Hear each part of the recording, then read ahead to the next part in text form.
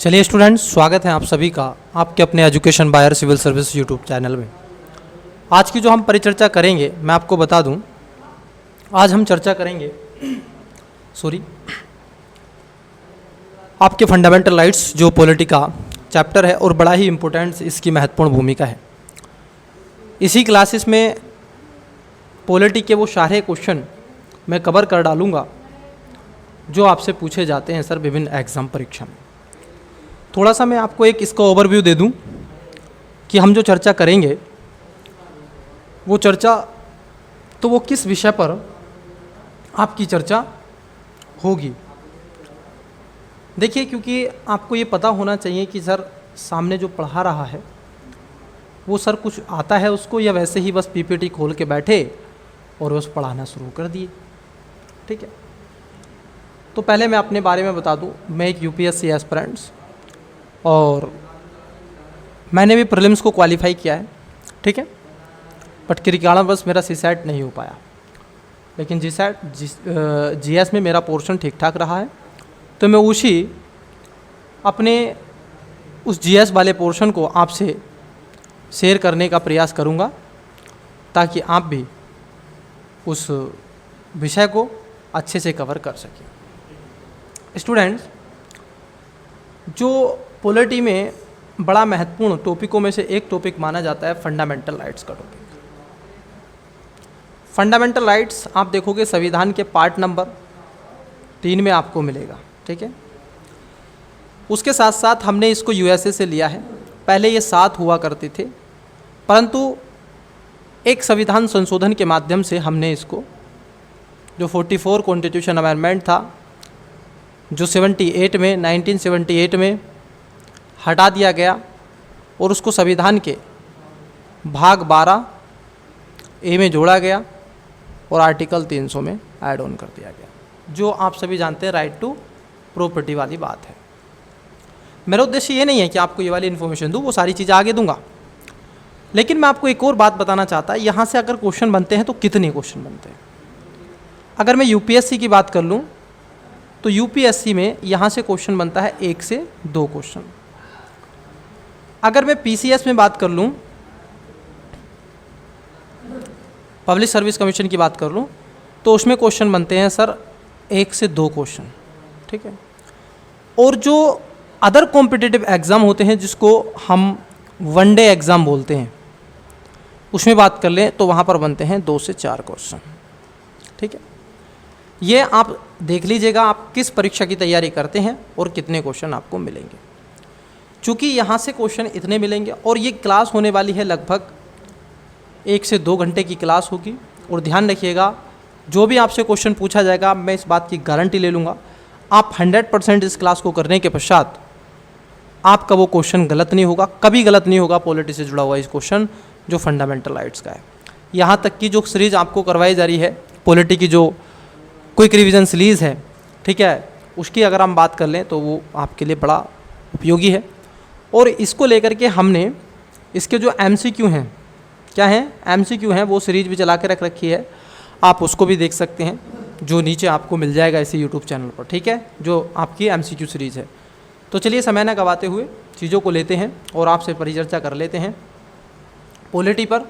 और पॉलिटी पर हम बात कर रहे हैं फंडामेंटल राइट्स। मेरा नाम मिस्टर कुमार और स्वागत है आप सभी का आपके अपने education buyer civil service YouTube channel में।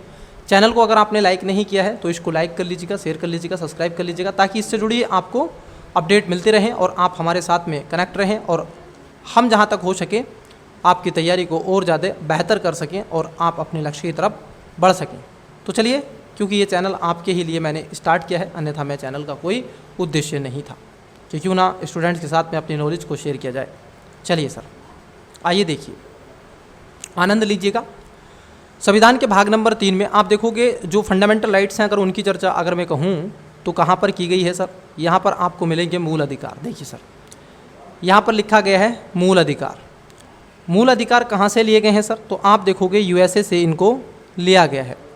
यूएसए के संविधान से लिया गया है। ये 7 प्रकार के थे, परंतु क्या हुआ, समय रहते हुए चीज़ें बदली, तो आज इनको क्या कर दिया गया, 6 श्रेणियों में इनको श्रेणीबद्ध किया गया, जहाँ पर समानता, स्वतंत्रता, शोषण, धर्म और अधिकार वगैरह के बारे में चीज़ें चर्चा की गई। आर्टिकल 12 से आप देखोगे 12 से आर्टिकल जो 12 है उससे लगाकर 36 तक इसके बारे में चर्चा 35 तक इसके बारे में चर्चा होती है। 36 जो है ये आपका DPSP में आता है, ठीक है। तो 12 से 35 तक है। सामान्यतः मैं देखता हूँ कि स्टूडेंट्स को 12 और आर्टिकल 13 टीचर नहीं पढ़ाते हैं। जब मैं एक कोचिंग पे स्टडी करता था, जब स्टूडेंट्स था तो उस समय मैं देखूँगा तो मुझे 12 और 13 नहीं पढ़ाया जाता था, मुझे 14 से स्टार्ट कर दिया जाता था। मुझे लगता है कि 12 और 13 भी आपको पता होना चाहिए क्योंकि यहाँ से क्वेश्चन पूछा जाता है, ठीक है। चलिए, फंडामेंटल राइट्स एक व्यक्तिगत अधिकार होते हैं। ये सर आप देखोगे ये व्यक्ति के दावे हैं राज्य पर, ठीक है। अगर इसके विपरीत राज्य कोई कानून बनाता है या कुछ ऐसा हस्तक्षेप करता है तो व्यक्ति इन फंडामेंटल राइट्स को लेकर के कहाँ जा सकता है? सुप्रीम कोर्ट और हाई कोर्ट दोनों जगह जा सकता है। मैंने सुप्रीम कोर्ट हाई कोर्ट आपको विस्तार से चर्चा की है इसी क्लासेस में, आप उसको भी देख लीजिएगा। आप देखो कि संविधान के आर्टिकल 32 के तहत, अगर आर्टिकल हम 32 की बात कर लें तो आर्टिकल 32 के तहत आप जा सकते हैं सुप्रीम कोर्ट, और आर्टिकल आप देखोगे 226 के तहत आप जा सकते हैं हाई कोर्ट। यहाँ पर आप देखोगे सुप्रीम कोर्ट केवल और केवल फंडामेंटल राइट्स को लेकर ही आपकी क्या कर सकता है? रिट जारी करता है, जबकि हाई कोर्ट न केवल फंडामेंटल राइट्स बल्कि अदर भी स्तर पर वो क्या कर सकता है? रिट जारी कर सकता है। तो ये भी थोड़ा सा ध्यान में रखना है। चलिए तो देखते हैं पहला क्या है सर आपका मुद्दा। देखिए सर, हम इसमें उन विषयों पर मैं लाइन बाय लाइन नहीं पढ़ूंगा, मैं केवल उन विषयों पर, क्योंकि क्विक रिवीजन है तो उन विषयों पर मैं आपको बताऊंगा जहां से क्वेश्चन ज़्यादातर बनेंगे। पहला पीटी का क्वेश्चन बनेगा सर यहाँ से। आपको ओवरऑल बेसिक ये पता होना चाहिए कि संविधान में जो फंडामेंटल राइट्स हैं वो कितने प्रकार से रखे गए हैं। पहला है समानता का अधिकार 14 से 18 तक, स्वतंत्रता का अधिकार 29 से 22 तक, शोषण के विरुद्ध अधिकार 23 से 24 तक, धार्मिक स्वतंत्रता का अधिकार 25 से 28 तक, सांस्कृतिक और शिक्षा संबंधी अधिकार 29 से 30 तक, संवैधानिक उपचारों का अधिकार 32 तक। 31 यहाँ पर पूर्णतः रूप से नहीं समापन किया गया है, परंतु उसका कुछ भाग आप देखोगे समाप्त कर दिया गया है। उसके भाग को यहाँ से निकाल करके उसको संविधान के भाग 12 में उसको ले गए हैं आर्टिकल 300।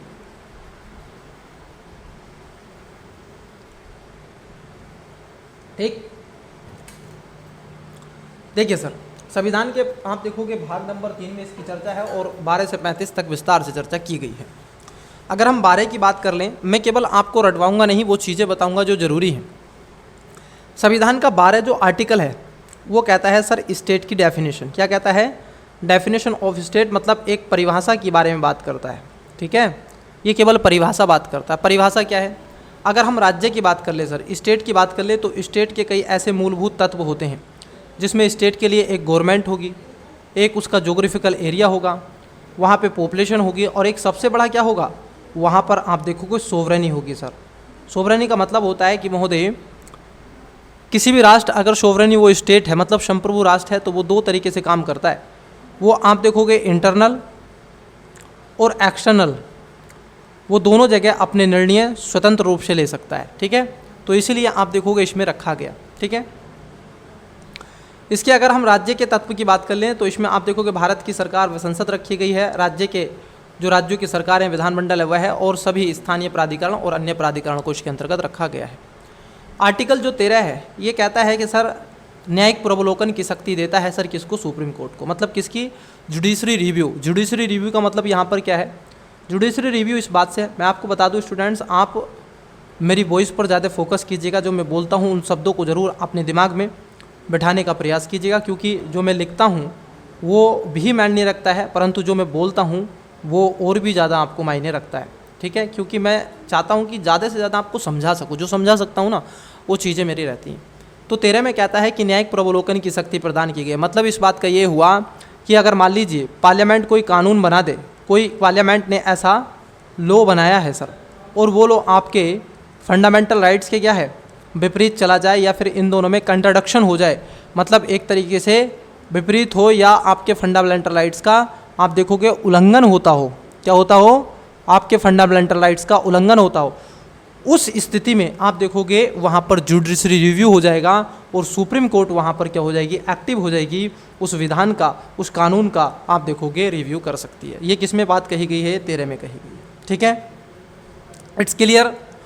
क्योंकि संविधान आप देखोगे पूर्व विधियों के विधितर विधियां मात्र शून्य और जिसकी मात्रता मूल अधिकारों से असंगत है तो उसको शून्य घोषित कर देगा। और इसी में कहा गया है 13(2) में कि प्रयुक्त विधि के अंतर्गत सभी अधिनियम या आदेश या अध्यादेश उपविधियां नियम विनियमन अधिसूचियां रूढ़ी प्रथाएं आदि शामिल सभी रखी गई हैं। 13(4) में कहा गया है कि अनुच्छेद 13 की कोई बात अनुच्छेद 368 के तहत किए जाने वाले संविधान संशोधन पर लागू नहीं होगी। हालांकि इसमें एक और बात जोड़ दी गई, एक संविधान संशोधन किया गया था 24वें संविधान संशोधन 1971 जोड़ा गया, जिसके अनुसार संविधान संशोधन अधिनियम विधि नहीं माना जाएगा। ये बात ध्यान रखना है, ठीक है। उसके बाद विषय उठता है कि सर संविधान के जो आप देखोगे फंडामेंटल राइट्स हैं उनको क्या कर दिया गया है, उनको 6-7 श्रेणियों में बांटा गया, परंतु एक अमेंडमेंट के माध्यम से उसको अब क्या कर दिया गया, 6 श्रेणियों में बांटा गया, जो मैंने आपको पहले चर्चा कर दी है पीटी के पॉइंट ऑफ व्यू से पहले। अब अगर हम बात कर लें जिसमें बात की गई है सर आपका अनुच्छेद 14 से 18, एक सेकंड रुकिएगा, एक सेकंड, बस एक सेकंड का वेट कीजिएगा, एक सेकंड।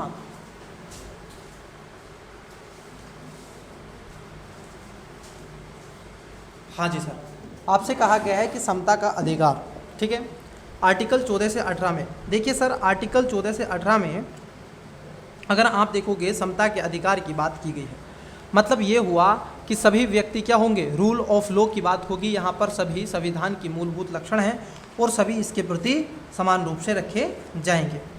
मैं चाहूँ तो वैसे तो मेरे ख्याल से अगर आप देखोगे, अगर मैं इसको डेप्थ में करवाऊँ, स्पेशली मैं अगर मैं करवाऊँ तो आपका जो ये संविधान के जो फंडामेंटल राइट्स हैं बहुत लंबी क्लास आपकी हो जाएगी। लगभग आप देखोगे ये क्लास 8 घंटे की मेरे हिसाब से होगी, ठीक है। लगभग 4 क्लासेस आपकी इसमें होंगी मेरे हिसाब से सर। बाकी क्या तो सबका अपना अपना रहता ही है स्टूडेंट्स का, लेकिन मेरे अकॉर्डिंग आप देखोगे तो ये लगभग बहुत ज़्यादा लंबी क्लास हो जाएगी। चूँकि आप देखोगे इसमें 2 शब्दों को जोड़ा गया है सर 14 में। आप देखोगे एक तो है नेचुरल जस्टिस, ठीक है, और एक है rule of law. Natural justice का मतलब है कि भाई नैसर्गिक न्याय, मतलब अगर किसी व्यक्ति का जन्म हुआ है तो सर उसको खाना खाने का अधिकार भी होगा, पानी पीने का, सोने का, नहाने का, धोने का, सबका अधिकार उसको होगा, ठीक है। अनुच्छेद 14 में आप देखोगे व्यक्तिगत शब्द का प्रयोग किया गया है, ठीक है। इसका अर्थ है कि भारत के राज्य क्षेत्र में रहने वाले प्रत्येक व्यक्ति, जिसमें नागरिक और गैर नागरिक दोनों शामिल किए गए हैं, ठीक है। इसमें विधि के समक्ष समानता और विधि के समक्ष संरक्षण 2 चीज़ें हैं, आपको मैं बता देता हूँ। देखिए सर विधि के समक्ष जो समानता है, अगर ज़रा समझना 14 की बात हम कर रहे हैं, यहाँ पर जो बात कही गई है वो है विधि के समक्ष समता या समानता। तो ये बात जो ली गई है ये है ब्रिटेन से, ब्रिटिशर्स से है ये। और इससे जो संरक्षण की बात की गई है, विधि के समक्ष संरक्षण, ये लिया गया है सर यूएसए, मतलब अमेरिका, ठीक है। इन दोनों में अंतर है, थोड़ा सा ध्यान में रखना है। एक है विधि से थोड़ा संरक्षण मिलेगा और है समता। समता मतलब सभी को होगा, लेकिन संरक्षण क्या होगा, संरक्षण भी दिया जाएगा। जैसे मान लीजिए आपके राष्ट्रपति हैं, उपराष्ट्रपति हैं, प्रधानमंत्री हैं, या फिर मैं कहूँ कोई विदेशी, आप देखोगे यहाँ पर एम्बेसडर है या कोई वहाँ का राष्ट्रीय अध्यक्ष है और यहाँ पर आए गए हैं, आप कह रहे हैं घूमने का अधिकार नहीं है, बट उनको अगर घुमाना है तो भाई वो तो दिया जाएगा, तो उनके लिए स्पेशली कुछ अधिकार होंगे सर। ये चीज़ें आपको क्लियर होगी। चलिए सर, क्योंकि आप देखोगे समानता के अधिकार का अपवाद है, जैसे विदेशी नागरिकों को अनुच्छेद 361 के तहत राष्ट्रपति को ये शक्ति दी गई है, ठीक है। विदेशी नागरिक राष्ट्रपति, राज्यपाल, संसद के आप देखोगे सदस्य, विधानसभा के सदस्य आदि चीज़ें, प्रेस। वहीं अगर 15 की बात कर लें, अनुच्छेद जो 15 कहता है सर, वो कहता है, इसमें आप देखोगे अनुच्छेद 15 में खास तौर पर बात की गई है कि सर आप किसी के साथ में भेदभाव नहीं करेंगे, मतलब प्रतिषेध करता है ये कहता है। आपको देखोगे धर्म, मूल वंश, जाति, लिंग, जन्म स्थान, लगभग इसमें 5 टाइप रखे गए हैं। कितने? 5 टाइप को इसमें अंदर रखा गया है। पहले आप देखोगे धर्म, मूल वंश, जाति, लिंग, जन्म स्थान के आधार पर किसी से भी भेदभाव प्रतिषेध करता है, मतलब ये केवल भारतीय नागरिकों को प्राप्त है, ये भी ध्यान रखना। अच्छा, आपसे एक बार कभी पूछ लिया जाता है कि कौन से फंडामेंटल राइट्स हैं जो केवल भारतीयों को प्राप्त हैं और कौन से हैं जो भारतीयों को प्राप्त के साथ साथ विदेशियों को भी हैं। तो देखिए मैं यहाँ पर आपको एक पेज पे बता देता हूँ जो भारतीयों को, ओनली इंडियन, इससे आपको समझ में आ जाएगा। एक आपका 15, 16, उसके बाद में 19 और 29 और 30, ये वो राइट हैं जो केवल भारतीयों को हैं। ये 5 राइट हैं जो भारतीयों को प्राप्त है, 15, 16, 19, 29, 30, ठीक है। बाकी के विदेशियों को हैं, बाकी के विदेशियों के साथ साथ भारतीयों को, ठीक है। तो ये ध्यान रखना है सर, ये पीटी के लिए बहुत ज़रूरी है, ठीक है। चलिए आइए, मैंने आपको बता दिया, अब आगे आ जाते हैं, टॉपिक पे आते हैं। तो यहाँ पर केवल भारतीय नागरिकों का है। इसका मतलब ये है कि सर किसी से भी कोई भेदभाव नहीं किया जाएगा, और यदि होता है तो उसको असंवैधानिक होगा, ठीक है। याद रखना, भेदभाव किस स्तर पर नोट करके बता रहे हैं कि जन्म स्थान के आधार पर हो तो वह अवैध नहीं होगा। अगर आपसे जन्म स्थान के आधार पर किया जा रहा है तो उससे कोई दिक्कत नहीं है, लेकिन अगर आपसे जाति, मूल वंश के आधार पर, धर्म, मूल वंश, जाति, लिंग, जन्म स्थान के आधार पर अगर हो रहा है तो आप कर सकते हैं, लेकिन निवास स्थान के आधार पर अगर हो रहा है तो हो जाएगा, ठीक है। कि वहाँ के निवासी हैं, यहाँ क्यों बस रहे हैं, तो ऐसा भेदभाव होगा तो चलेगा।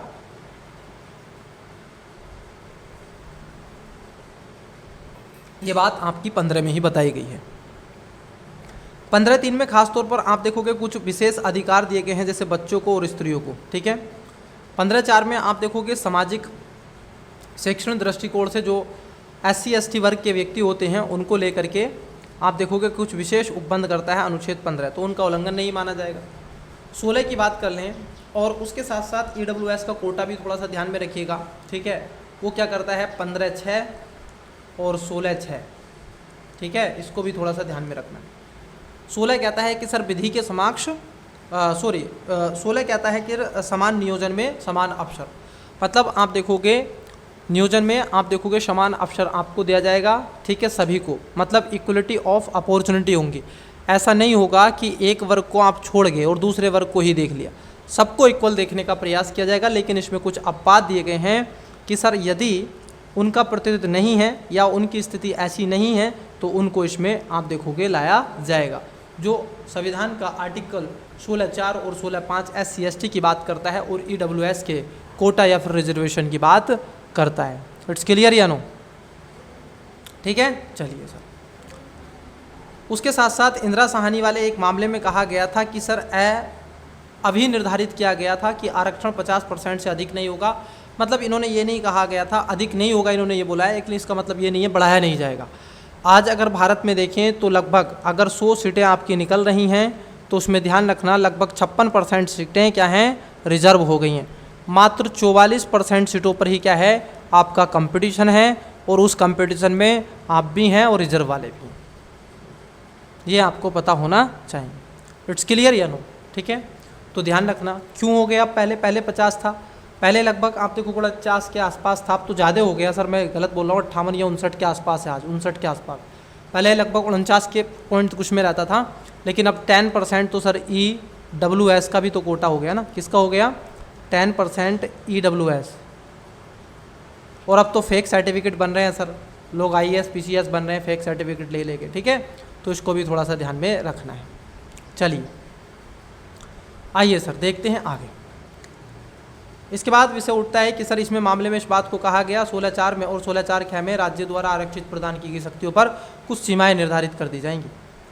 अब क्या है सर इसमें, देखो आरक्षण अधिकतम 50% मात्रात्मक होगा, क्रीम लेयर का सिद्धांत होगा, गुणात्मक इसका बहिष्कार, और अब तो SC ST में भी क्रीम लेयर का सिद्धांत सुप्रीम कोर्ट ने कह दिया है कि सर अब उसमें भी लगाया जाएगा। अब तक नहीं था लेकिन उसमें भी होगा, क्योंकि उसकी मलाई तो ऊपर वाली खा रहे हैं, नीचे वालों को नहीं मिल रही है। और OBC में तो है ही क्रीम लेयर, EWS में भी। पिछड़ेपन और प्रतिनिधित्व की अपर्याप्तता रखी गई है। आप देखो कि समग्र प्रशासनिक दक्षता को आवश्यक रूप से बनाया जाएगा, संविधान के अनुच्छेद 335 के अनुपालन होगा, और पिछड़े वर्ग की पहचान न्यायिक प्रवलोकन हो सकता है, ये ध्यान में रखना है। संविधान का अनुच्छेद 17 कहता है सर अभिव्यक्ति, आप देखोगे अभिव्यक्ति के रूप में अस्पृश्यता का अंतर, मतलब अनटचेबिलिटी की बात करता है कि किसी भी मूल वंश जाति के व्यक्ति से, धर्म के व्यक्ति से, क्षेत्र विशेष के व्यक्ति से छुआछूत नहीं की जाएगी। मतलब क्या हुआ, ये डॉक्टर अंबेडकर का संविधान बोल रहा है, ये डॉक्टर अंबेडकर का फंडामेंटल राइट्स है 15, 16, 14। अगर आप देखोगे तो संपूर्ण संविधान में डॉक्टर अंबेडकर बोलते हैं, लेकिन कुछ ऐसे स्पेसिफिक आर्टिकल हैं जहां पर डॉक्टर अंबेडकर स्वयं बोलते हुए नजर आते हैं। उसमें भी एक अनटचेबिलिटी आ जाता है, आर्टिकल 17, मतलब किसी भी जाति, मूल, धर्म विशेष के व्यक्ति किसी से भी आप देखोगे छुआछूत नहीं की जाएगी, अनटचेबिलिटी नहीं होगी। और यदि ऐसा होता है तो उसको क्या होगा, उसके लिए दंडिक प्रावधान दिए गए हैं। 18 कहता है कि सर उपाधियों का अंत, मेरी बात को जरा समझना, मैं इन पर ये ऐसे हैंडलाइन नहीं करने वाले मुझसे। 18 कहता है उपाधियों का अंत। उपाधियों का अंत मतलब यहाँ पर ये है कि सर जो आती थी कि बहरम खां बन गया, यहाँ के राजा फलाना XYZ हैं, वो सब राजा पद्धति खत्म। यहाँ पर केवल आप देखोगे उपाधियाँ ख़त्म हो जाएंगी। जैसे आपने सुना होगा शेरशाह सूरी ने उपाधि ले ली, आपने सुना होगा चंद्रगुप्त मौर्य विक्रमादित्य ने चंद्रगुप्त मौर्य विक्रमादित्य की उपाधि ले ली, ठीक है। वो उपाधियाँ खत्म हो जाएंगी, वो उपाधियाँ खत्म हो जाएंगी और ख़त्म होंगी। फिर कहते हैं सर ये डॉक्टर की क्या है, ये डॉक्टर भी तो एक उपाधि है, डॉक्टर सत्यपाल सिंह मलिक ऐसे कह देते हैं। मैंने कहा नहीं सर, ये डॉक्टर जो है ये एजुकेशन से रिलेटेड है। उपाधि आपको डॉक्टर मेडिसिन वाले क्षेत्र में और एजुकेशन के क्षेत्र में दी जाएगी, वो उपाधि नहीं है, वो उसके नाम के साथ आगे जोड़ा जा सकता है। क्यों? क्योंकि आप देखोगे वो उसको मोटिवेट करता है। फिर सर कहते हैं ये सम्मान जो दिए जाते हैं, जिसमें भारत रत्न है, पद्म विभूषण है, पद्मश्री है, ये सब क्या है सर, विभूषण है, ये सब क्या है? तो बोले ये उपाधि नहीं है, ये सैन्य क्षेत्र में दिए जाने वाले कुछ प्रोत्साहित हैं, उनके आदर सम्मान के लिए उनको दिया जाता है। भारत रत्न का अगर कोई दुरुपयोग करता है तो उससे वापस भी लिया जाता है। 2024 में आप देखोगे, करंट अफेयर बता रहे हैं सर आपको, 2024 में ध्यान रखना, आपको ये होमवर्क है और इसको देख लीजिएगा जो भी इस क्लास को देख रहे हैं स्टूडेंट।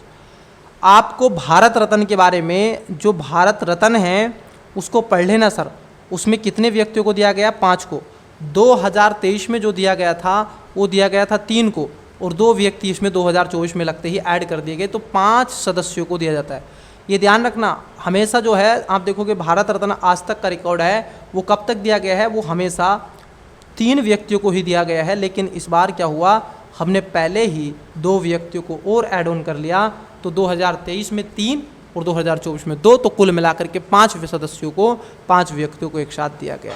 इट्स क्लियर या नो? चलिए, सेना या फिर विधि संबंधित आप देखोगे सम्मान देने का रोका नहीं जाएगा। उसके साथ साथ मान लीजिए अगर कोई व्यक्ति है और विदेश चला गया और उसको कहीं दूसरे देश से कोई सम्मान मिल रहा है, ठीक है, कोई उपाधि मिल रही है, तो ऐसी स्थिति में पहले उसे भारत के राष्ट्रपति से सूचना लेनी पड़ेगी और सूचना लेकर के उससे पूछा जाएगा कि ये उपाधि तो नहीं, और यदि उपाधि है तो उसको मना कर दिया जाएगा, ठीक है। चलिए सर, जैसे आप देखेंगे भारतीय प्रधानमंत्री आदरणीय श्री नरेंद्र मोदी जी को क्या है, लगातार कभी इस देश का बहुत बड़ा पुरस्कार, कभी इस देश का आदि सम्मानित कहीं ना कहीं किया जाता है, तो वो पहले पूछ लेते हैं सर, ठीक है।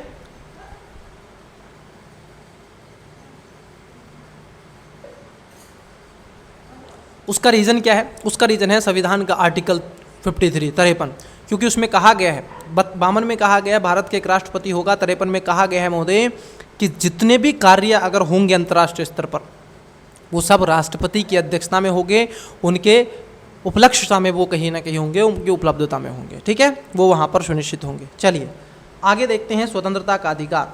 संविधान के अनुच्छेद आप देखोगे 19 से 22 तक स्वतंत्रता के अधिकार की चर्चा की गई है।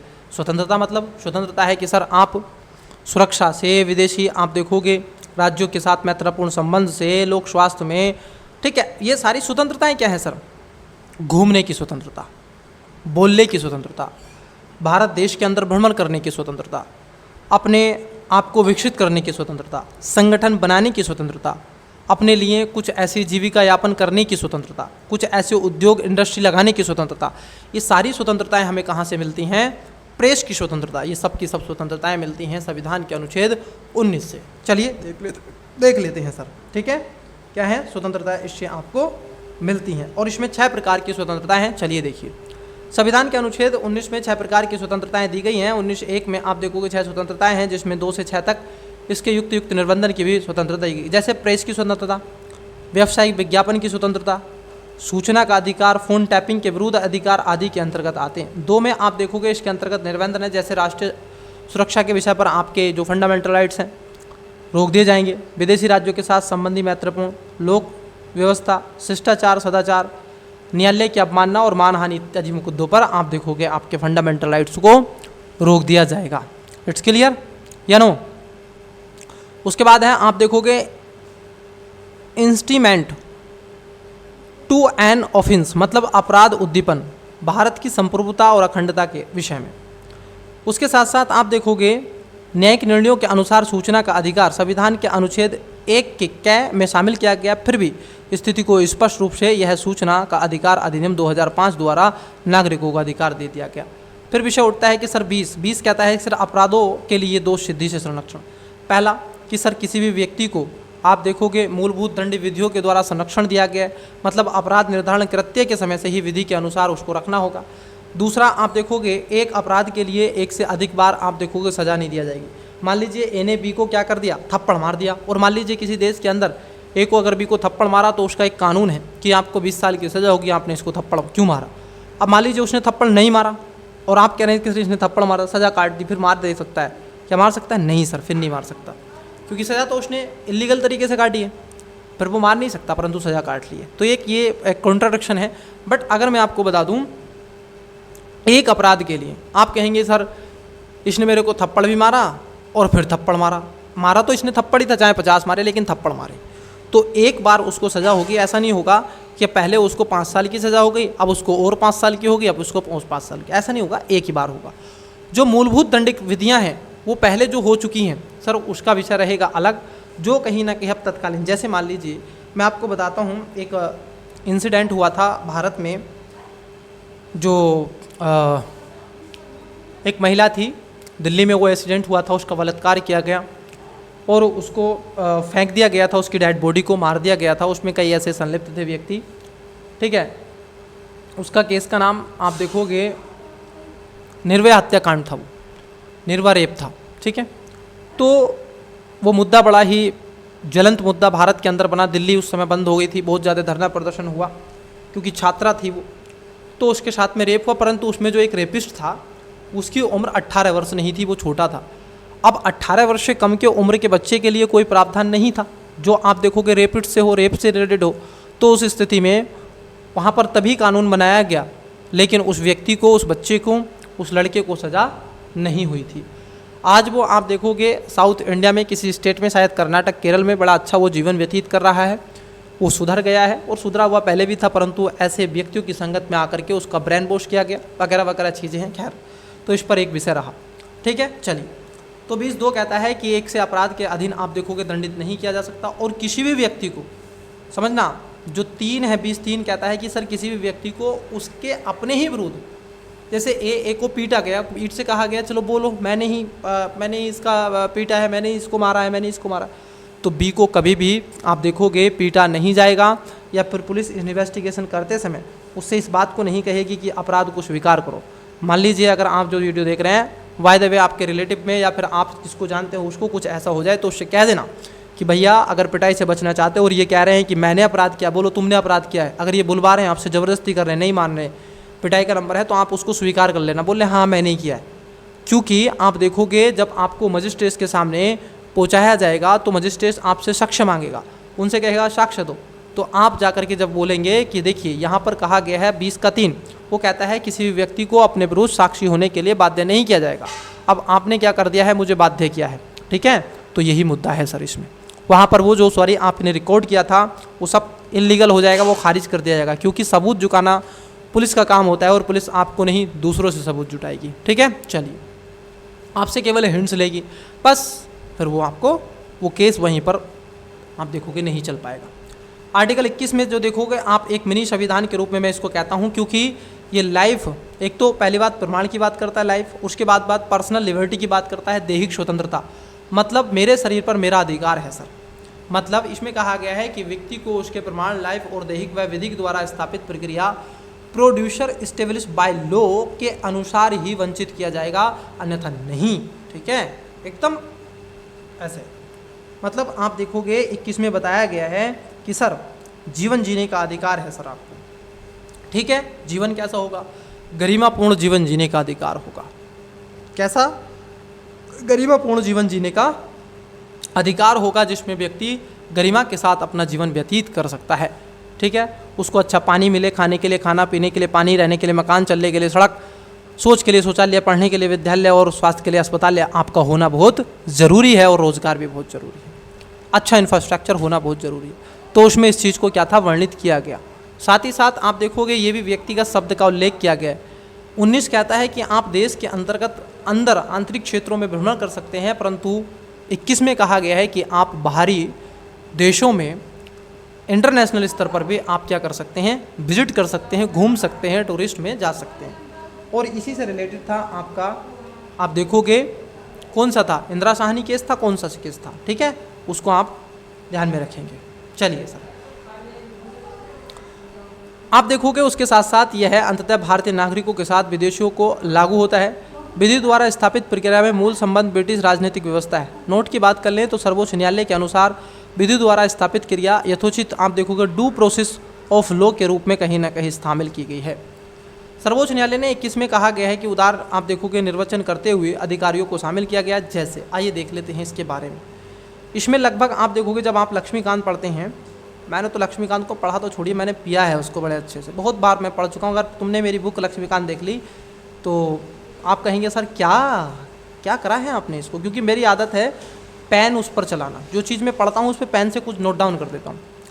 आजीवन आप देखोगे आजीविका का अधिकार है, अच्छे स्वास्थ्य का अधिकार है, पर्यावरण प्रदूषण के विरुद्ध संरक्षण का अधिकार है, राइट टू प्राइवेसी का इसमें रखा गया है, शिक्षा पाने का अधिकार है, नींद का अधिकार, सोने का अधिकार है, भोजन का अधिकार। देखो जो शिक्षा पाने का अधिकार है ये पहले इसमें शामिल नहीं था। 86 कॉन्स्टिट्यूशन अमेंडमेंट 2002 में आप देखोगे ये पहले क्या था, ये DPSP में हुआ करता था। आर्टिकल अगर आप देखोगे तो आर्टिकल 45 का ये पार्ट था। राज्यों को कहा गया था कि राज्य ऐसा उपबंध करेगा कि 6 से 14 वर्ष तक के सभी बच्चों को निःशुल्क में शिक्षा उपलब्ध कराई जाएगी, परंतु ऐसा नहीं हुआ। तो तत्कालीन सरकार ने 2002 में क्या हुआ, 86 कॉन्स्टिट्यूशन अमेंडमेंट किया। और आप देखोगे फंडामेंटल ड्यूटीज़ और उसके बाद आप देखोगे फंडामेंटल राइट्स।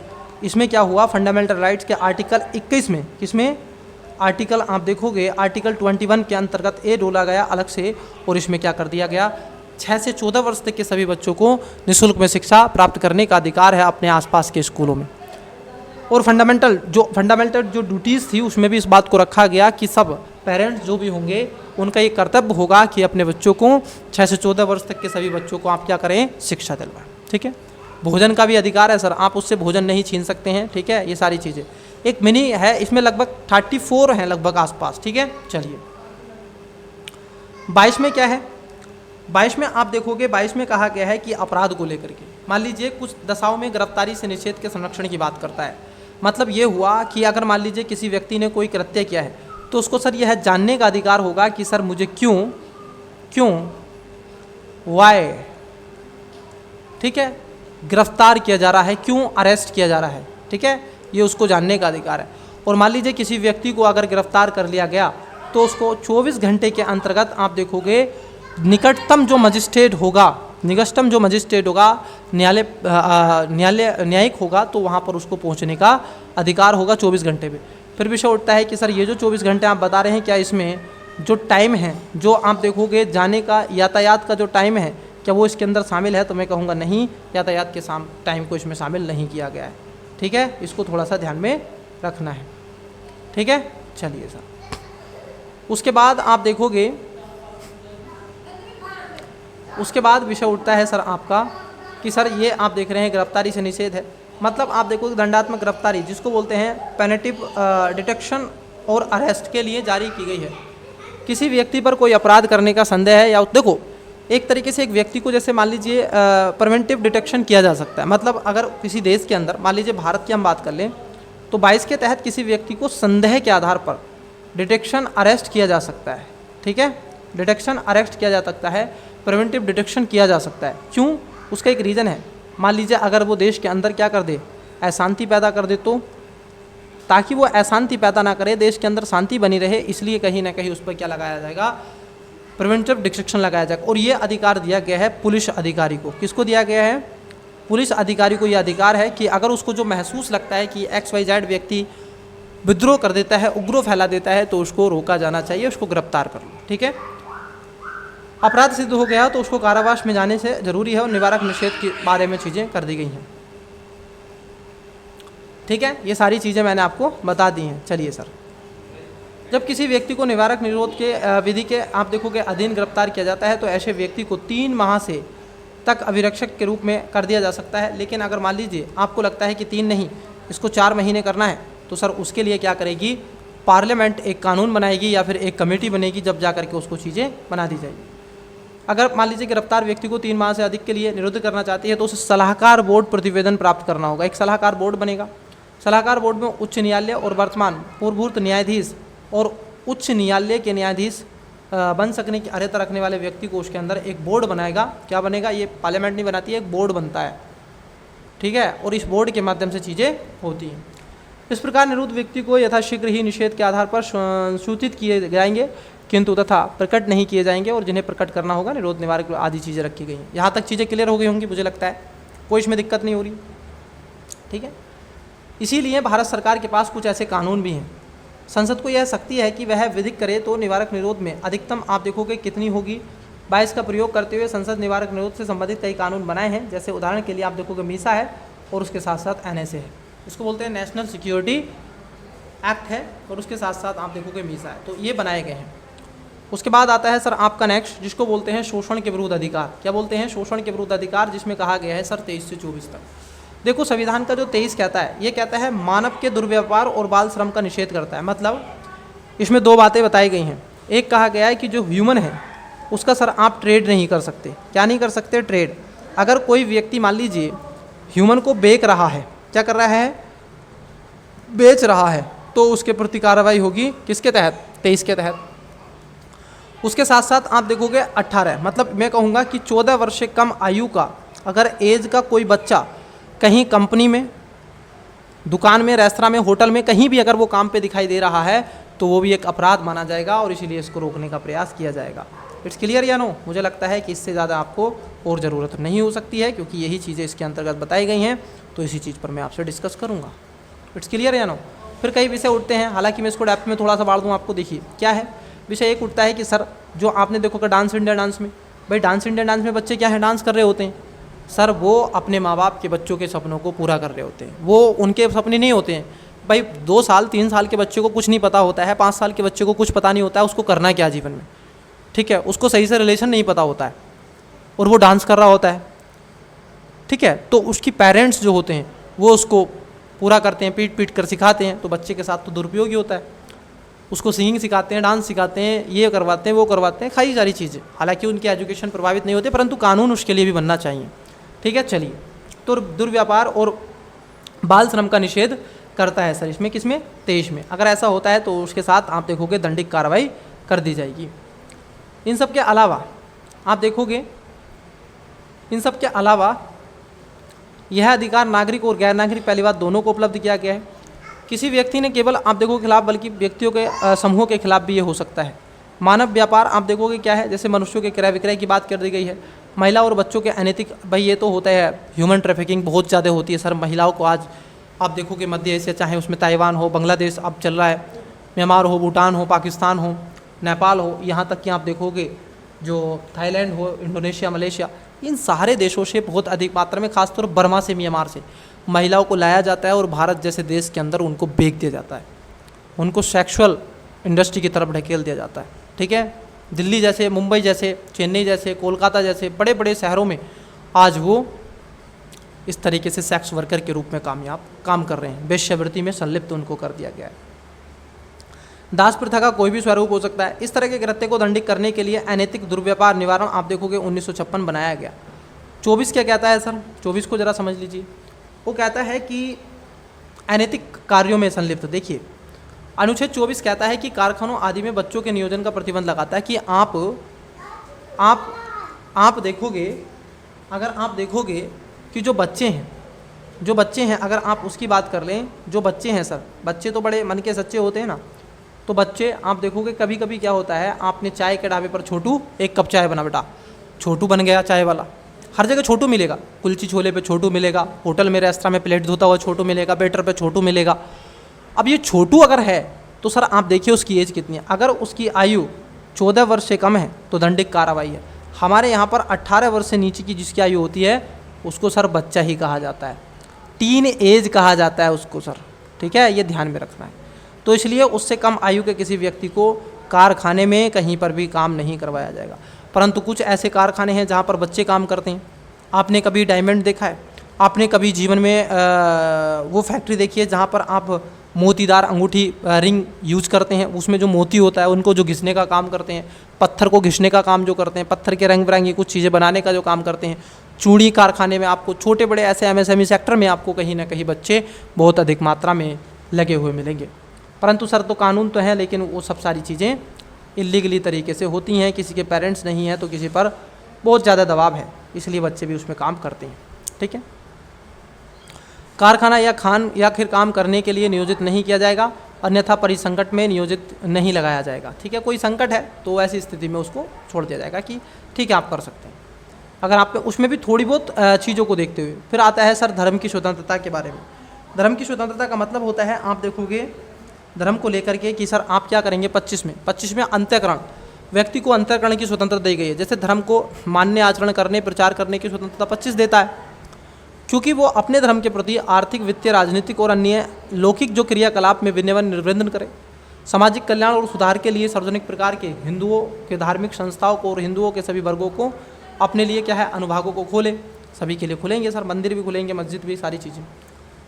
26 में कहा गया है कि धर्म के प्रबंधन की स्वतंत्रता, आप देखोगे कि इसमें व्यवस्था को सदाचार और स्वास्थ्य के आधार पर युक्त निबंधन के लिए किया जा सकता है, परंतु उसकी स्वतंत्रता जो है धार्मिक प्रबंधन की, धर्म की कुछ संस्थाएं हैं वही उसमें करेंगी, जो इसके ट्रस्ट होते हैं। ठीक है, लेकिन सर उन ट्रस्ट के ऊपर बैठा होता है सर डिस्ट्रिक्ट का जो अधिकारी होता है, डिस्ट्रिक्ट अधिकारी, ठीक है, जिला अधिकारी उस पर बैठा होता है, उसकी निगरानी कर रहा होता है। ठीक है, 27 में कहा गया है कि किसी व्यक्ति को ऐसे करों के लिए, मतलब आप देखोगे उस पर कोई टैक्स वैक्स नहीं लगाया जाएगा कि कर के लिए कि धार्मिक आधार पर आप टैक्स लगा दिए हैं। ठीक है, ऐसा नहीं होगा, सरकार के विरोध इस पर संरक्षण देता है।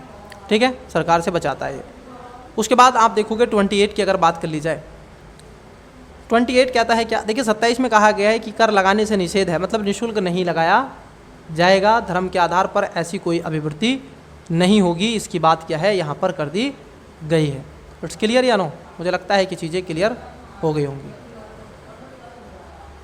ठीक है, चलिए सर अगर हम देखें 28 में क्या कहा गया है, 28 कहता है कि राज्य द्वारा मान्यता प्राप्त निशेष सहायता प्राप्त संरक्षण, आप देखोगे उपस्थित होने वाले व्यक्ति को, मतलब धार्मिक शिक्षा की बात करता है, की जाने वाली धार्मिक शिक्षा में भाग लेने के लिए बाध्य नहीं किया जाएगा किसी भी व्यक्ति को। ठीक है, इसके बारे में संरक्षण प्रदान करने की बात करता है, तो ध्यान में रखेंगे। 28 हो गया, और 29-30 वो सभी चीज़ें हैं, उस पर भी मैं आपसे एक छोटी क्लिप बना दूंगा। आज के लिए इतना ही।